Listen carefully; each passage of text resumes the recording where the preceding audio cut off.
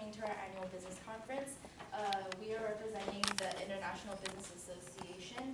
This group is made up of successful businessmen and women, and together we've been working at the IBA's headquarters for more or less 4 years. We recently moved to Japan. We recently moved our main international office in Japan, and our team has built international credibility, did each of our own work, and today we'll be informing you about the current situation and what's happening in Japan. So first we have here Juan Gonzalez, who's going to be explaining the culture of Japan, Justin Tanmi, who will cover the geography and climate of Japan, Kiri Johnson, and she'll be informing everyone about the Japanese infrastructure. Nikki Kango, her main point of discussion will be the Japanese market, and myself, Grace Lee, will be going over the technology in Japan. And finally, Meredith McCusker will conclude our presentation with her information on business ownership in Japan. So before we start, I'd like to ask everyone to turn off your cell phones and any other electronic devices. We will have time for questions at the end, so until then, please hold all questions. If you must leave, please leave quietly, and thank you. Thank you.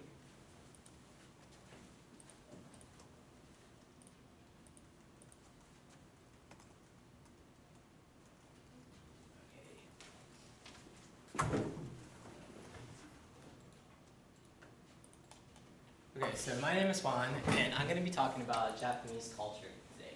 And I've been working and living in Japan for like about 5 years now, so I feel like I've gotten a good sense of the culture there. So to start off, according to yumitolesson.com, in Japan, the roles of individuals are strong. They strongly revolve around the vertical society that they have there in Japan, which is like a social ranking system. And it's not based on your financial success, but more of your age. However, in companies and organizations, they do value your seniority more than your age. So they have a way of honoring that, which is called honorifics. And that leads me to language.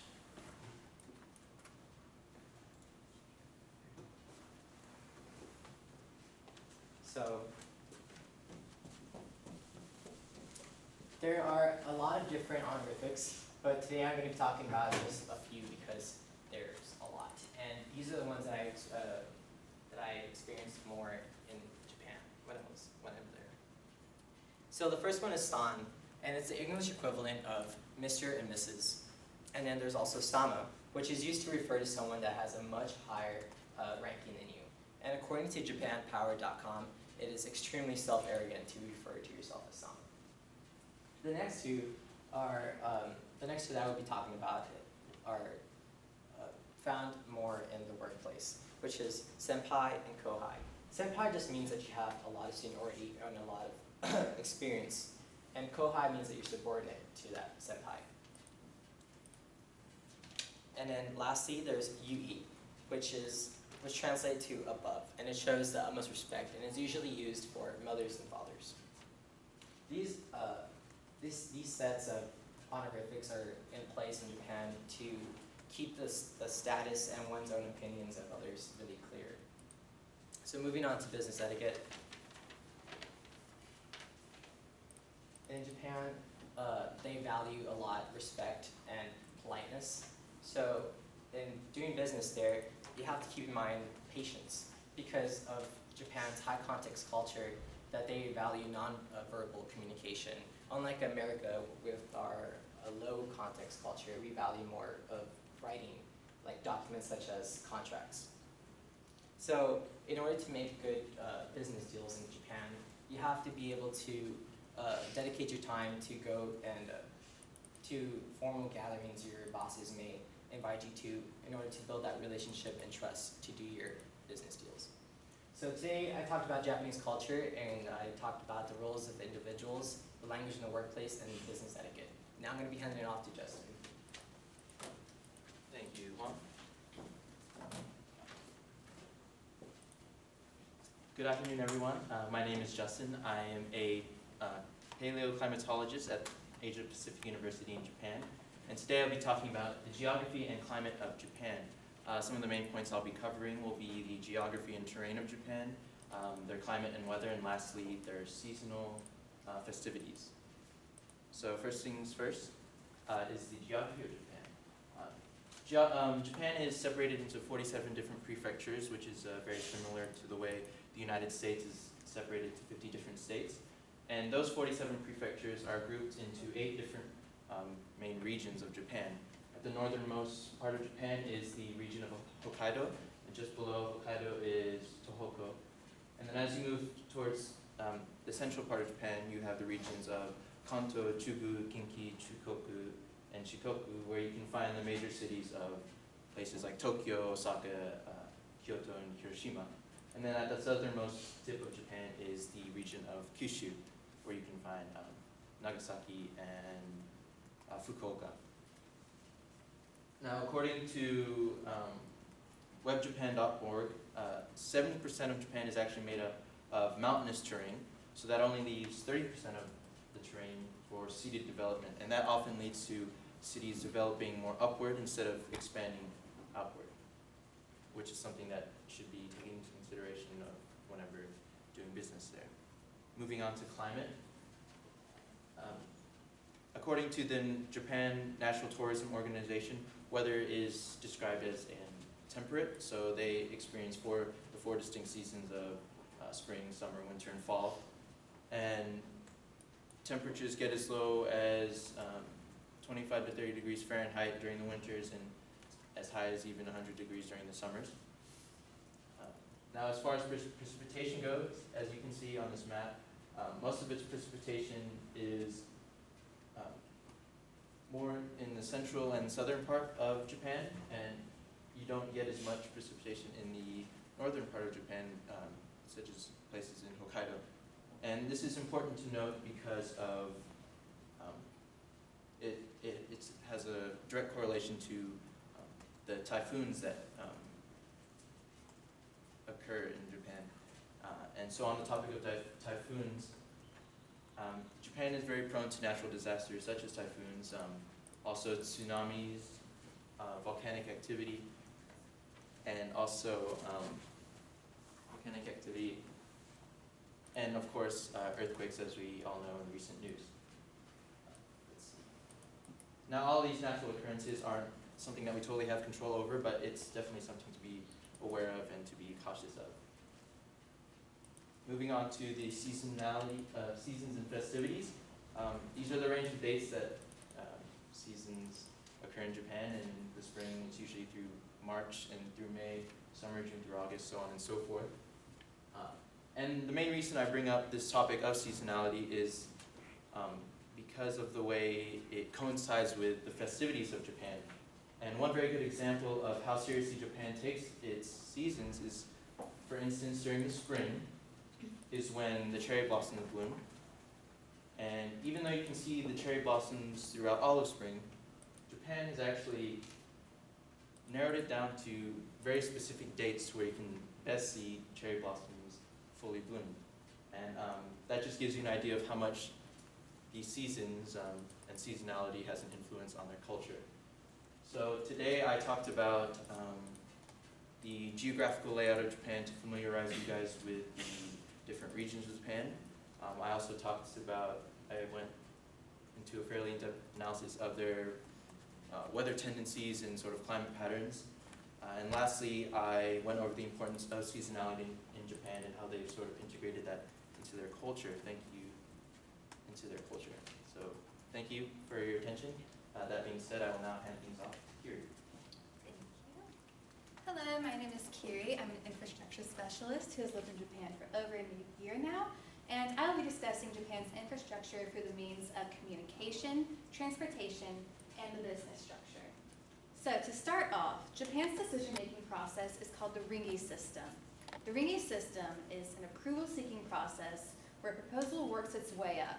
It is highly examined and it is usually at a snail pace, so it's pretty slow, and is characterized as bottom-up, group-oriented, and a consensus-seeking process.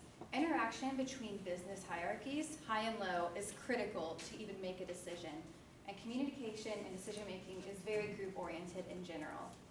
The Ringy system's discussions, consultations, persuasions, bargaining, and arm twisting are carried out in a subtle, informal, and interpersonal way.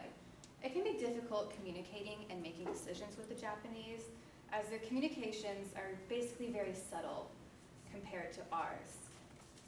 And some of the ways they communicate is through tatame, which is what one publicly says, and hone, which is what one really thinks. While they're both very distant and contradictory to each other, it is critical to know both of them in order to be able to read the underlying truth in their works to develop a relationship. Everything should be questioned to ensure understanding, so make sure to check back several times. It is not annoying to them, it is actually very crucial. And communication is best face-to-face verbally. And now we're moving on to the transportation. Japan has world-class transportation and distribution networks of land, sea, and airways. For land, there are a number of highways that stretch across the entire nation, like Tomei, Tohoku, Inetsu, and Joban. Ring roads, like the central circular route, are made to relieve traffic congestion, making it much quicker to get from place to place. Regarding sea, the Port of Tokyo is used for international trade and has a huge inland consumer market. Bullet trains and other railways link major cities and districts within them, along with buses and subways, to make it quick and efficient, as they all have precise schedules that they must follow. And Tokyo International Airport has an increase in international flights, and they're very accommodating to that too. And so, now we move on to the business structure. Regarding the business structure, Japan has an intricate web of interlocking relationships between large and small firms. Competition is very strong, and companies are hierarchically organized. Group orientation, teamworking is a way of life at the corporate, and it's different to the Western ideal with the hierarchies, as it's really based on consensus and cooperation, rather than just getting the work done as efficiently and quickly as possible. People are actively involved and committed at every level, and it is much slower than our ways with decision making. So today I discuss the infrastructure of Japan for the means of communication, transportation, and the business structure. And now I'll hand it off to Nikki. Thank you, Kiri. My name is Nikki Kunkel, and I am a macroeconomics specialist from UCLA. And I want to talk to you all today about a few things. I'm going to compare the Japanese marketplace to our own in America. I'm going to talk about one of the biggest industries in Japan, the automotive industry. And finally, I'm going to give you a broad look at recent economic statistics and what's going on in their overall economy today. So according to World's Top Exports, these are the 3 top exports from the United States: electronic equipment, machines, engines, pumps, and lastly, vehicles. And now if we look at Japan's, same things, just in a different order. Vehicles, machines, engines, and pumps, and electric equipment. So this suggests to us that these are businesses and industries in Japan that are similar to what we're working with as huge corporations in the United States. The automotive industry of Japan is booming, especially in more recent years. According to wordsauto.com, they began exporting their cars to the United States around the 1960s. And the first transplant, that's where the Japanese corporation would come to the United States and actually build their cars there, was introduced by Honda in 1982. According to the New York Times, in 2008, Toyota surpassed GM as the largest car manufacturer in the world, which is very surprising because GM has been the largest since 1930.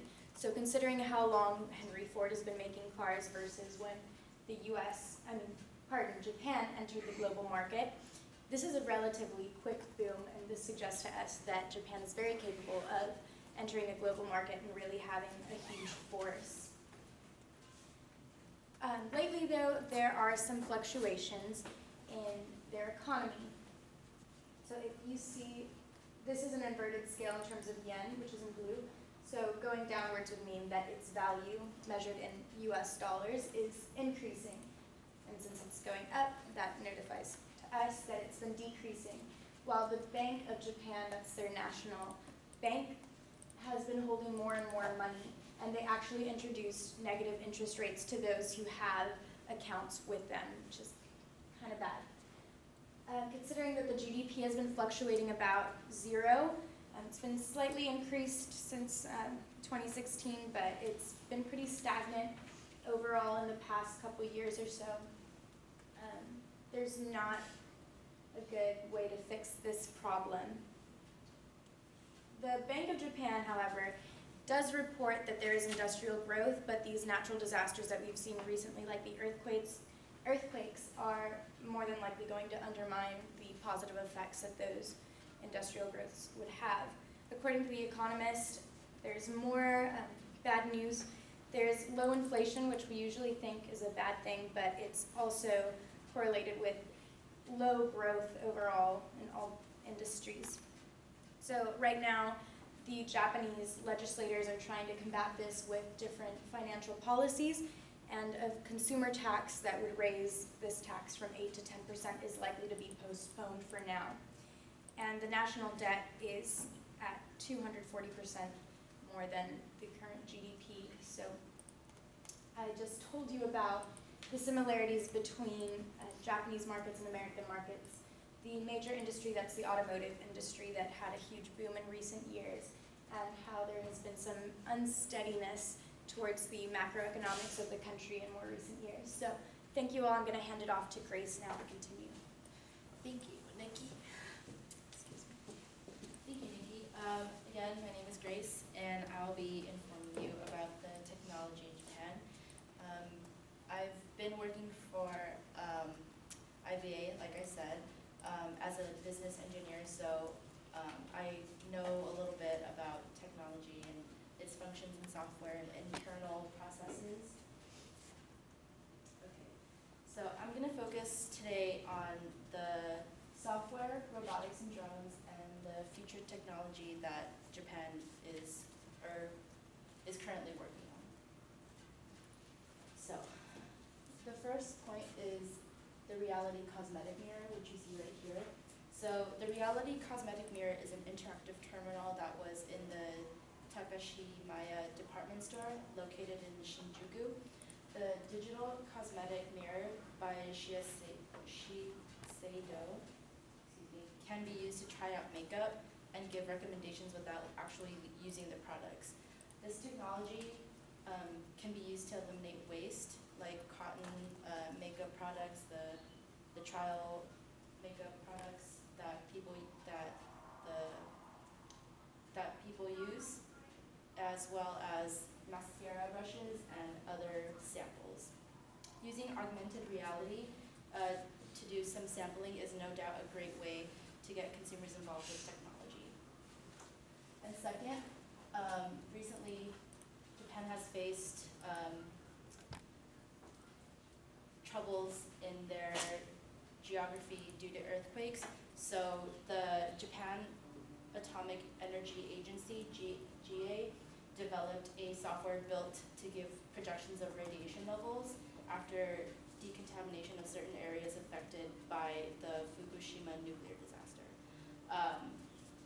So this software was first launched during the Fukushima decontamination workshop in 2011, and gave local governments free of charge an effort to facilitate a more efficient cleanup.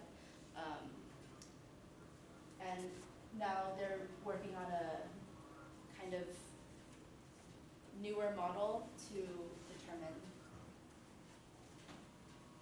Next. And according to Foreign Minister Vivian Balakrishnan, Japan is ahead of the curve in robotics technology, and Singapore can learn from the productivity, elder care, and energy efficiency. So Japanese robotics have influenced countries like Singapore and China because robotics technology can boost productivity, involve training to equip the workforce with faster and new skills. So recently, Google's Alphabet has a new Japanese robot. It's yet unnamed, but the Japanese company called Shaft designed the robot to be lower cost, energy efficient, and everyone, even civilians, can use it.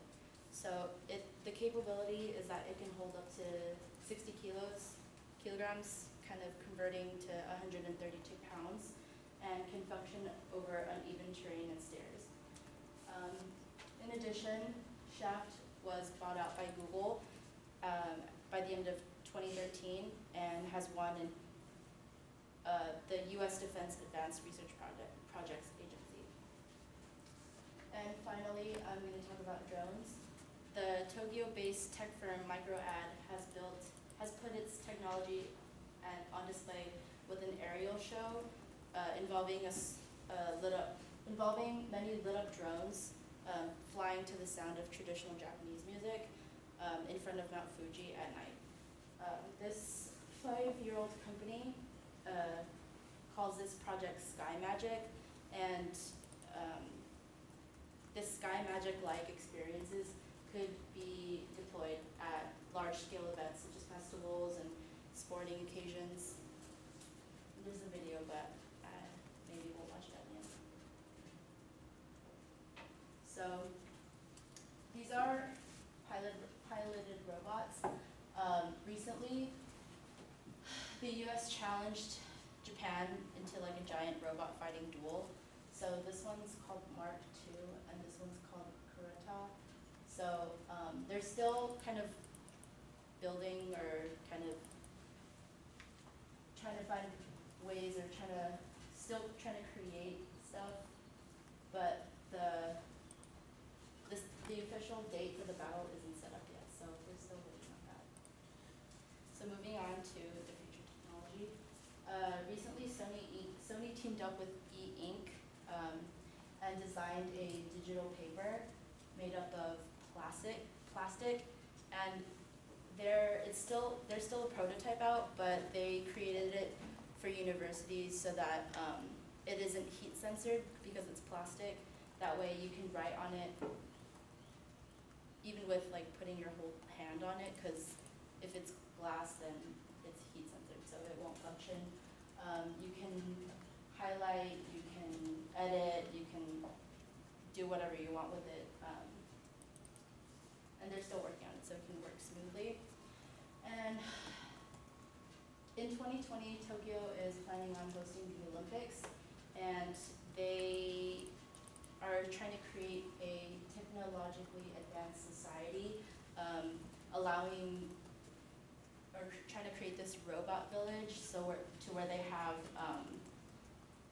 like a bunch of robots trying to help tourists with directions, trying to translate languages for them, giving them directions, hailing taxis, taking them to go to the sightseeing areas,